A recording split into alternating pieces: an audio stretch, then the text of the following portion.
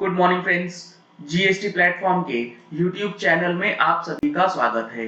1 सितंबर 2020 को एक notification issue किया गया, नोटिफिकेशन 65, जिसमें यह बताया गया है कि जो नोटिफिकेशन नंबर 35 था उसके अंदर जो डेट्स मेंशन करी गई थी कि 20 मार्च से लेके 29 जून 2020 के बीच में कोई भी date, completion, compliance, application filing, appeal filing etcetera etcetera वो एक्सटेंड कर दी जाएगी 30 जून 2020 तक। इसे फर्दर एक्सटेंड किया गया 31 अगस्त 2020 तक।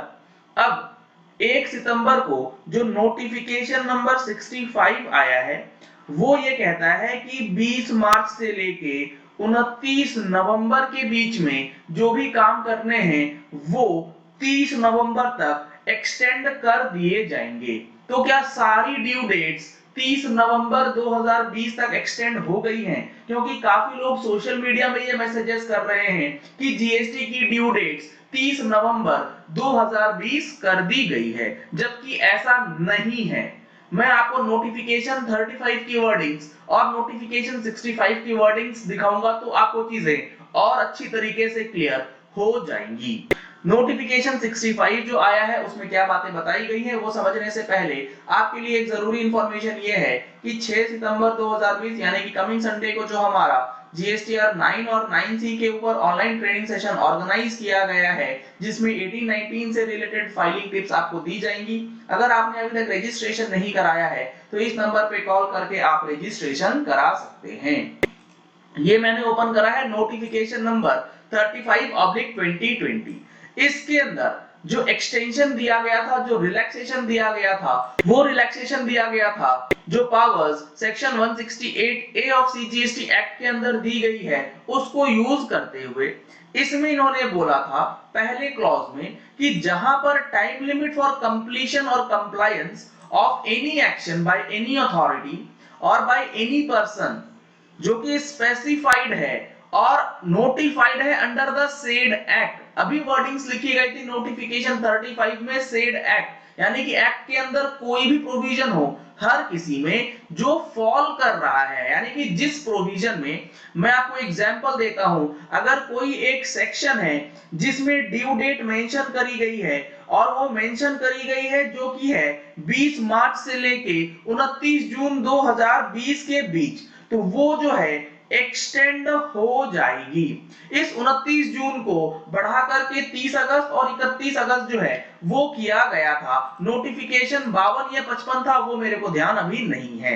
which falls during the period between 20 March to 29 June and where the completion or compliance has not been done within the period, then the time limit shall be extended up to 30 जून। ये इन्होंने बोला including for the purpose of completion of any proceedings or passing of any order or issuance of any notice, intimation, notification, sanction, approval or such other action by whatever name called under the provisions of the act। अभी हर जगह पे act की बात की जा रही है। Filing of any appeal, यानी कि अगर आपको अपील फाइल करना था और अपील की डेट आपकी 20 मार्च से 29 जून के बीच फॉल कर रही थी, अब 20 मार्च से लेके 29 अगस्त के बीच फॉल कर रही थी, तो यह 31 अगस्त तक एक्सटेंडेड थी। रिप्लाई और एप्लीकेशन और furnishing of any report, document, return, statement और such other record by whatever name called, कोई भी डॉक्यूमेंट, रिटर्न, रिपोर्ट वगैरह फाइलिंग करनी थी, सबकी डेट एक्सटेंड करी गई। और इस प्रोविजन का एक एक्सेप्शन भी दिया गया था नोटिफिकेशन नंबर 35 के ही अंदर कि ये जो ऊपर हमने लिखा है एक्सटेंशन, वो इन सेक्शंस, इन प्रोविजंस पे लागू नहीं होंगी। कौन से वाले? चैप्टर नंबर 4 पे कंपोजिशन के एक्ट स्कीम, कंपोजिशन स्कीम के जो सेक्शन 10 सब सेक्शन 3 के अंदर दिए गए हैं उसमें 25 में रजिस्ट्रेशन से रिलेटेड, 27 में 31 से इनवॉइसेस से रिलेटेड, 37 जीएसटीआर 1 से रिलेटेड, 47 लेट फीस से रिलेटेड, इंटरेस्ट से रिलेटेड और प्रोविजंस इसमें दिए गए। साथ ही साथ सेक्शन 39 जो रिटर्न फाइलिंग का है उस पे ये प्रोविजंस नहीं लगेगा एक्सेप्ट 3, 4 एंड 5 जिसमें टीडीएस, आईएसडी वगैरह वगैरह की रिटर्नें जाती थी। लेकिन सबसे बड़ा मुद्दा कब आया? वो आया कल रात में, जब ये 1 सितंबर को नोटिफिकेशन 65 इशू किया गया। अब मैंने आपको नोटिफिकेशन 35 दिखाया। अब देखिए नोटिफिकेशन 65 क्या कहता है।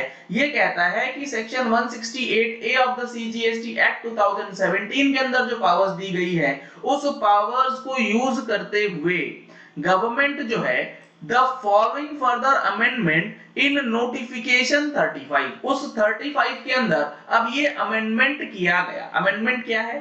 इन द सेड नोटिफिकेशन, जो हमने अभी अभी देखा उसके फर्स्ट पैराग्राफ में जो क्लॉज 1 मैंने आपको एक्सप्लेन किया, जिसमें अपील, रिटर्न वगैरह वगैरह की डेट को एक्सटेंड किया गया था 30 जून और 31 अगस्त तक। द फॉलोइंग प्रोविजो, अब उसके अंदर ये एक प्रोविजो और इंसर्ट किया गया। अब इस प्रोविजो के अंदर क्या बातें लिखी गई हैं वो आपको देखना जरूरी है। इसमें बताया गया provided that where any time limit for completion or compliance of any action by any authority has been specified in or prescribed or notified under section 171 of the said act, पहले यहां वर्डिंग्स थी sub clause 1 में as provided in the said act, अब यहाँ पे said act नहीं है, अब एक स्पेसिफिक सेक्शन है यहाँ पर कि सेक्शन 171 के अंदर जो भी नोटिफिकेशंस, जो भी डेट्स, ये जो भी कंप्लायंसेस प्रेस्क्राइब्ड हैं, जो कि फॉल कर रहे हैं 20 मार्च 2020 से 29 नवंबर 2020 के बीच, उसे एक्सटेंड किया गया और वो एक्सटेंशन आपको 30 नवंबर 2020 तक दी जा रही है। यानी कि ये जो एक्सटेंशन है सिर्फ और सिर्फ सेक्शन 171 के कंप्लायंसेस को करने के लिए दिया गया है, यानी कि सबके लिए नहीं है। सिर्फ और सिर्फ सेक्शन 171 जो कि एंटी प्रॉफिटियरिंग मेजर्स की बात करता है, इन जनरल सबके लिए ये रिलैक्सेशन नहीं है। सिर्फ और सिर्फ एंटी प्रॉफिटियरिंग मेजर्स अगर आपके हैं या फिर उससे रिलेटेड कोई मैटर है जो कि 20 मार्च से लेकर 29 नवंबर के बीच फॉल करेगा, उसकी डेट अब 30 नवंबर 2020 मानी जाएगी। तो इस चीज को बिल्कुल क्लियरली समझना है, क्योंकि काफी लोगों के व्हाट्सएप मैसेजेस आ रहे हैं कि जीएसटी की ड्यू डेट जो है वो फर्दर एक्सटेंड हो गई है 30 नवंबर 2020 तक, जबकि ऐसा नहीं है except for anti profiteering measures. ना तो जीएसटी ऑडिट की डेट एक्सटेंड हुई है, ना जीएसटीआर 9 की डेट एक्सटेंड हुई है, ना ही जीएसटी रिफंड अप्लाई करने की डेट एक्सटेंड हुई है, ना ही LUT for the financial year 2021 को दोबारा से अप्लाई करने की डेट एक्सटेंड की बात यहां पर करी गई है। तो वैसी कोई भी एक्सटेंशन अब आपको नहीं मिलने वाली, वो डेट अब निकल चुकी है। अगर आपको ये वीडियो पसंद आया तो इस वीडियो को लाइक और शेयर करना मत भूलिएगा, ताकि मैक्सिमम लोगों तक ये इंफॉर्मेशन पहुंच जाए कि जीएसटी की डेट जो है 30 नवंबर नहीं करी गई है हर किसी के लिए। अगर आपने हमारे चैनल पे फर्स्ट टाइम ट्यून इन किया है तो चैनल को सब्सक्राइब करने के लिए नीचे दिया गया रेड कलर का सब्सक्राइब बटन प्रेस कर लीजिए, साथ में जो बेल आइकन है उसे भी प्रेस कर लीजिएगा, ताकि वीडियोस की नोटिफिकेशन आप तक रेगुलरली पहुंचती रहे।